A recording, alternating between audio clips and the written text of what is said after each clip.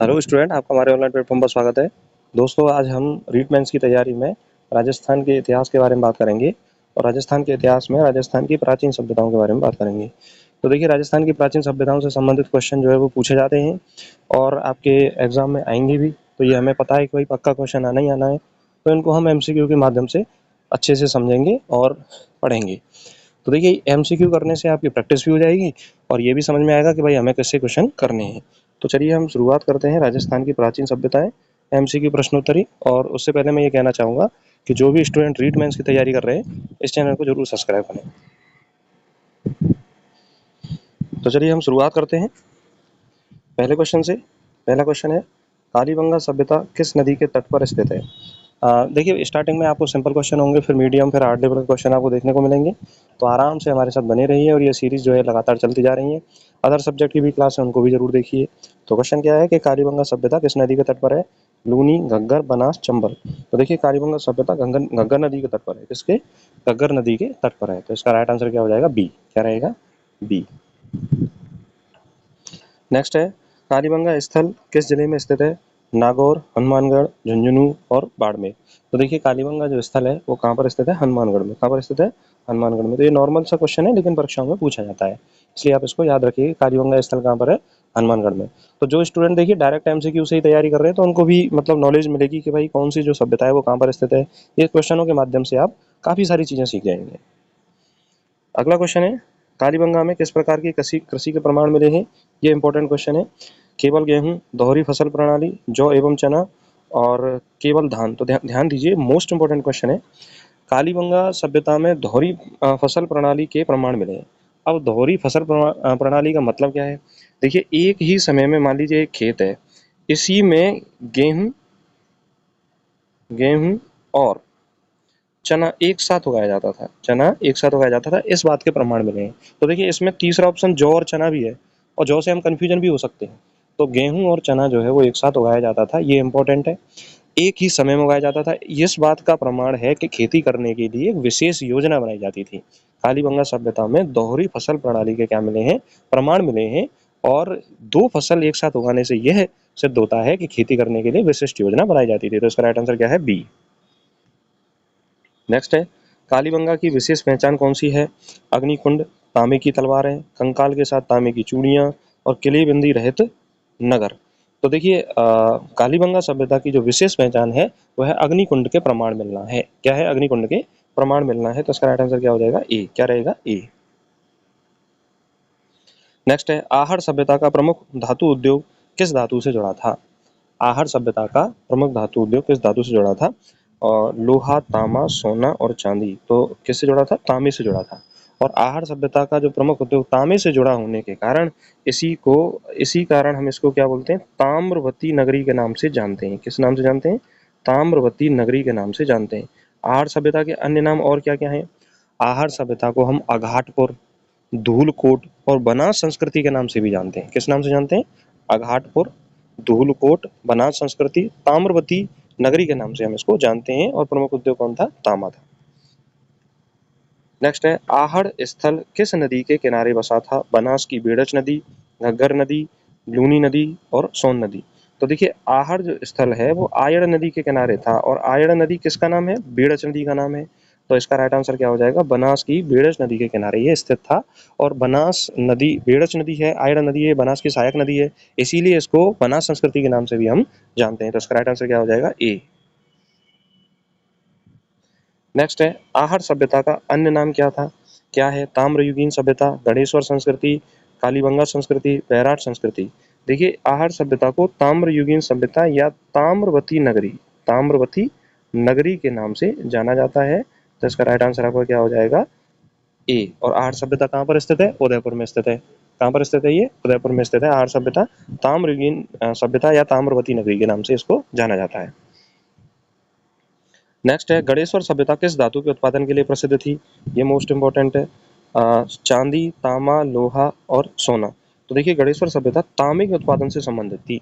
और यहाँ पर इस सभ्यता से बहुत सारे तांबे के उपकरण और तांबे के हथियार मिले हैं। बहुत सारे तांबे के बर्तन भी मिले हैं और इसीलिए इसको ताम्रयुगीन सभ्यताओं की जननी कहा जाता है। मोस्ट इंपॉर्टेंट है, ताम्रयुगीन सभ्यताओं की जननी कहा जाता है। और ये किस जिले में स्थित है? सीकर जिले में स्थित है। किस जिले में स्थित है? सीकर जिले में ये स्थित है। गणेश्वर सभ्यता, तो गणेश्वर सभ्यता क्या है? ताम्रयुगीन सभ्यताओं की जननी कहा जाता है।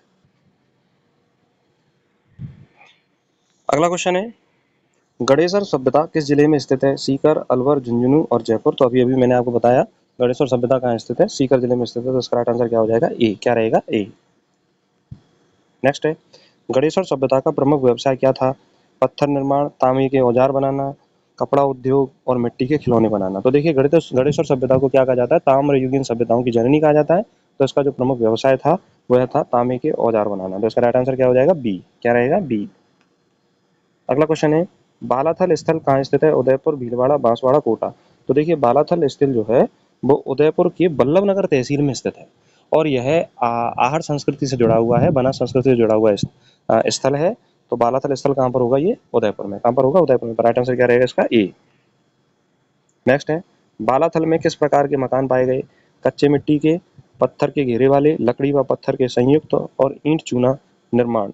तो ध्यान दीजिए, बालाथल में कच्चे मिट्टी के मकान पाए गए और बालाथल के जो मकान थे उसमें मिट्टी और गोबर का लेप किया गया है। तो इससे यह प्रमाण मिलता है कि पत्थर का उपयोग बालाथल के मकानों में न्यूनतम किया गया है। तो इसका राइट आंसर क्या हो जाएगा? कच्चे मिट्टी के मकान जो है बालाथल स्थलों में पाए गए। तो इसका राइट आंसर क्या आएगा? ए। नेक्स्ट है, ये बहुत अच्छा क्वेश्चन है, इंपॉर्टेंट भी है। बालाथल से किस प्रकार के अनाज के प्रमाण मिले हैं? चावल, जौ, गेहूं व जौ और मक्का। तो देखिए बालाथल जो स्थल है उससे गेहूं और जौ फसलों के प्रमाण मिले हैं। किसके प्रमाण मिले हैं? गेहूं व जौ फसलों के प्रमाण मिले हैं। तो इसका राइट आंसर क्या हो जाएगा? सी। क्या रहेगा? सी। नेक्स्ट है, बैराठ स्थल किसके लिए प्रसिद्ध है? अशोक के शिलालेख, तांबे के औजार, लोहे के औजार और जैन स्तूप। तो देखिए बैराठ स्थल जो है वो अशोक के शिलालेख के लिए प्रसिद्ध है। बैराठ में भाब्रू विराटनगर जो शिलालेख है वह प्राप्त हुआ है और इस शिलालेख से यह प्रमाण मिलता है कि अशोक ने बौद्ध धर्म को अपनाया था। अशोक का जो है बौद्ध धर्म के प्रति झुकाव था। तो इससे हमें ये प्रमाण मिलता है। तो ये क्वेश्चन भी एग्जाम की दृष्टि से बहुत इंपॉर्टेंट है कि बैराठ स्थल जो है वो कहाँ पर स्थित है? ये जयपुर में स्थित है। यहाँ पर भाब्रू विराटनगर शिलालेख में मिला है, उससे ये प्रमाण मिलता है कि भाई अशोक ने बौद्ध धर्म को अपनाया था। तो बौद्ध धर्म के प्रमाण जो है अशोक के वो कहाँ से मिलते हैं? विराटनगर, जयपुर, बैराठ स्थल से। तो इसका राइट आंसर क्या रहेगा? ए। नेक्स्ट है, बैराठ किस जिले में स्थित है? अलवर, जयपुर, भरतपुर, टोंक। तो देखिए बैराठ जो है वो जयपुर में स्थित है। कहाँ पर स्थित है? जयपुर में। अभी अभी मैंने आपको बताया बैराठ कहाँ पर स्थित है? जयपुर में। नेक्स्ट है, बैराठ का प्राचीन नाम क्या था? विराटनगर, पुष्कर, मांडलगढ़, नागर। तो देखिए बैराठ का प्राचीन नाम था विराटनगर। क्या नाम था? विराटनगर। तो इसका राइट आंसर क्या हो जाएगा? ए। क्या रहेगा? ए। नेक्स्ट है, कालीबंगा में किस प्रकार के कुएं मिले हैं? ये मोस्ट इंपोर्टेंट क्वेश्चन है, अच्छा क्वेश्चन है एग्जाम की दृष्टि से। पत्थर के, लकड़ी के, ईंट के बने गोलाकार और कच्ची मिट्टी के। तो देखिए कालीबंगा में जो कुएं थे वो ईंट के बने हुए गोलाकार कुओं का प्रमाण मिलता है। पत्थर के कुएं नहीं बने होते थे। तो इसका राइट आंसर क्या हो जाएगा? सी। क्या रहेगा? सी। नेक्स्ट है, आहड़ सभ्यता का काल लगभग कौन सा माना जाता है? 1000 से 500 ईसा पूर्व, 2000 से 1500 ईसा पूर्व, 1500 से 1000 ईसा पूर्व और 2500 से 1500 ईसा पूर्व। देखिए आहड़ सभ्यता का जो काल है वह है 3000 से 1500 ईसा पूर्व इसका जो समय है माना जाता है, लेकिन इसमें ये ऑप्शन डायरेक्ट नहीं है। इसके आसपास लगभग ऑप्शन है 2500 से 1500 ईसा पूर्व। तो राइट आंसर क्या हो जाएगा? डी हो जाएगा। क्या रहेगा? डी। अब देखिए आहड़ सभ्यता के बारे में हम थोड़ा सा और जान लेते हैं। देखिए आहड़ सभ्यता में सबसे पहले जो उत्खनन कार्य है वो 1953 में अक्षय कीर्ति व्यास ने करवाया था। फिर 1956 में उत्खनन कार्य होता है वह करवाया था आर सी अग्रवाल, रतन चंद्र अग्रवाल ने करवाया था। और फिर उसके बाद उत्खनन कार्य होता है 1961 से 1962 में उत्खनन कार्य होता है एच डी सांकलिया के निर्देशन में। तो 3 बार उत्खनन कार्य हुआ है आहड़ सभ्यता का। पहले सबसे पहले किसने करवाया? अक्षय कीर्ति व्यास ने करवाया। फिर उसके बाद आर सी अग्रवाल, रतन चंद्र अग्रवाल ने करवाया। फिर किसने करवाया? एच डी सांकलिया के निर्देशन में उत्खनन कार्य हुआ। नेक्स्ट है, गणेश्वर संस्कृति के किस अन्य संस्कृति से जुड़ी है? कालीबंगा, हड़प्पा, मेसोपोटामिया, वैदिक। तो देखिए गणेश्वर सभ्यता जो है वो हड़प्पा संस्कृति से मिली है, क्योंकि इसके प्रमाण हड़प्पा संस्कृति के जो स्थल हैं वहाँ पर तांबे के बर्तनों का प्रयोग किया जाना, तांबे के औजार का प्रयोग किया जाना, इसका इस बात का प्रमाण मिलता है कि जो गणेशोर सभ्यता में जो बर्तन और औजार बनाए जाते थे वो हड़प्पा संस्कृति के स्थलों में उपयोग में लिए जाते थे। तो उससे ये सिद्ध होता है कि इसका जो लगाव है या जुड़ाव है वो किस संस्कृति से रहा है, हड़प्पा संस्कृति से। तो इसका राइट आंसर क्या रहेगा, बी। नेक्स्ट है, बालाथल में कौन सा विशेष अनुष्ठान मिला है, लोहे गलाने की भट्टियां, पशु बलि स्थल, लघु स्तूप और जलकुंड। तो देखिए बालाथल स्थल में लोहे गलाने की भट्टियों के प्रमाण मिले हैं और 11 बड़े भवन मिले हैं बालाथल स्थल में, और पद्मासन में बैठा हुआ 2700 साल पुराने एक योगी की मुद्रा मिली है, या योगी का कंकाल मिला है जो पद्मासन में बैठा हुआ है, जिसका समय लगभग 2700 साल पुराना माना जाता है। तो ये 3 प्रमुख प्रमाण जो है वो बालाथल स्थल से प्राप्त हुए हैं। तो दोस्तों आशा करता हूँ कि आपको ये क्लास समझ में आई होगी। हमने 20 क्वेश्चन के माध्यम से राजस्थान की प्राचीन सभ्यताओं की प्रैक्टिस की, और यदि आपको ये क्लास अच्छी लगी तो इसे लाइक करें, अपने दोस्तों तक शेयर करें, और जो भी स्टूडेंट रीट मेंस की तैयारी कर रहे हैं वो इस चैनल को जरूर सब्सक्राइब करें। आपको धीरे धीरे ही सही लेकिन लगातार आपको क्लासेस प्राप्त होती जा रही हैं और टीचर एग्जाम के लिए आपके लिए बहुत ज़्यादा उपयोगी सिद्ध होंगी, आपकी तैयारी को स्ट्रॉन्ग करेंगी। और आप इस क्लासेस को इस तरह से भी ज्वाइन कर सकते हैं कि आप कहीं भी किसी भी तरह से पढ़ाई कर रहे हो तो आप प्रैक्टिस के रूप में भी या फिर प्रारंभिक तैयारी के रूप में भी इन क्लासेस को पढ़ सकते हो, और अन्य सब्जेक्ट की जो भी क्लासेस हैं प्लेलिस्ट में जाके उनको देख सकते हो आप, और उनको पढ़ सकते हो। तो आपके लिए वो बहुत ज़्यादा फायदेमंद रहेंगी। हमारे साथ जुड़े रहें, अपनी तैयारी को स्ट्रॉन्ग करते रहें। नमस्कार, धन्यवाद।